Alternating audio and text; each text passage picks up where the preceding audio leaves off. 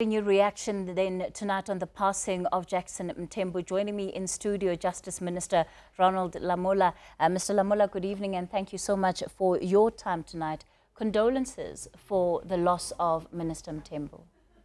No, thank you. It is indeed a great loss for the government of the Republic of South Africa.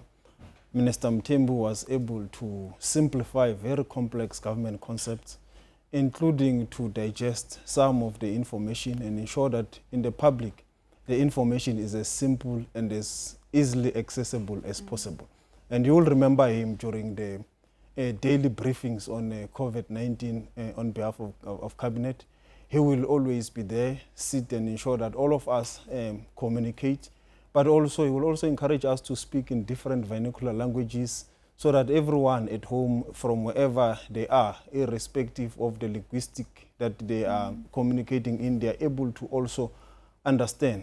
But also he was someone who will always encourage that we must be on time. When we say the press briefing is going to start at 1 o'clock, all of us must be at the press briefing by 1 o'clock. So he was a communicator par excellence, and he understood that the communication of government work is important for the betterment of our country. And for that, the government of the Republic has lost a great servant of the people of this country. Of course, it's still quite early, and we saw the Deputy Secretary General of the ANC, Jesse Duarte, earlier on, really struggling in terms of articulating what this moment feels like.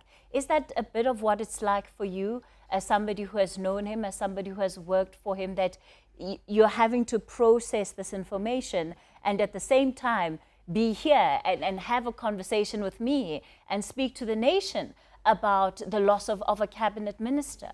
Yes, indeed. It is a great loss, and it's heartbreaking. And when we heard the news, it was almost like a bomb that has detonated, because with me from time to time, when he's not in the office, he will call me to act on his behalf.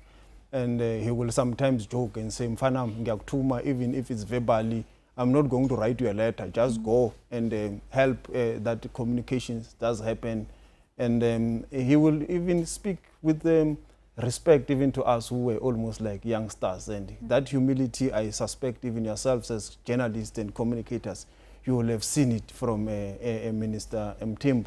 But for us who have also known him from as youngsters, I grew up in Mpumalanga. He was already a freedom fighter when I was growing up, even within the ranks of the Youth League, when he will call us to order and also still engage with us. And he saw his role as that of guiding us even when he was calling us to order. So you will see that skill in him when someone calls you to order, but still you feel like he's giving you some kind of an education. So he had an art of communication. What are some of the earlier memories that you have of him being a young person in the ANC, and also having him within those regional bodies as somebody who's more senior to you? Yeah, obviously the earlier memories is when he was an MEC in the province of Mpumalanga. It was the beginning of the 1994 breakthrough. We were still young, we did not really understand what is this thing of government. But when he will speak, and as youngsters, you will now begin to understand what is this thing that government is trying to shape and build a society where all of us can participate. But also in the Youth League structures, from time to time when he come and impart that knowledge. There was a time when he was working in the office of President Mandela. You will feel like President Mandela has sent someone to communicate you a message that you may need to participate in the COSA structures and the Youth League structures. So it was a kind of a person, and he will still engage with you as a youngster and give guidance that whatever you have views that you might have raised, you need to read these materials so that you can sharpen your understanding of the struggle. But also when we were now in the national leadership structures of the Youth League, he will not really tire, even when he felt that we were out of order, but he will not tire to engage us in the generation that ended up being dissolved and others suspended and expelled. He will not really tire, but he was the spokesperson, he had the responsibility. But as and when he engages you, you will always feel that it's not a kind of an engagement that is not guiding and not educational. Relationships evolve, and the same is true for politics, because the political landscape is ever changing. And Jesse Duarte earlier on also touched on it, that he's had also, a roller coaster journey in politics. And she says he's lost some friends, but he's also made some friends. Talk to me about that, at least maybe from your own personal experience of having been part of the circle that's closer to him than ordinary South Africans, seeing some of those different journeys that he's been through, and of course, ultimately coming back as a cabinet minister under the Ramaphosa presidency.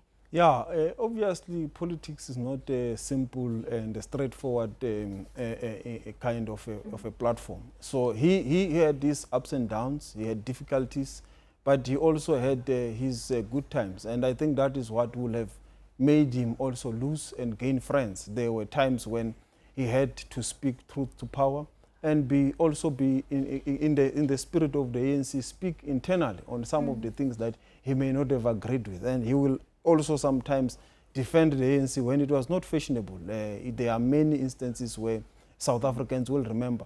But he will still be able to stand fast, and when there is a need in internal structures, and say, but we need to go back a bit and look at this issue in a different way.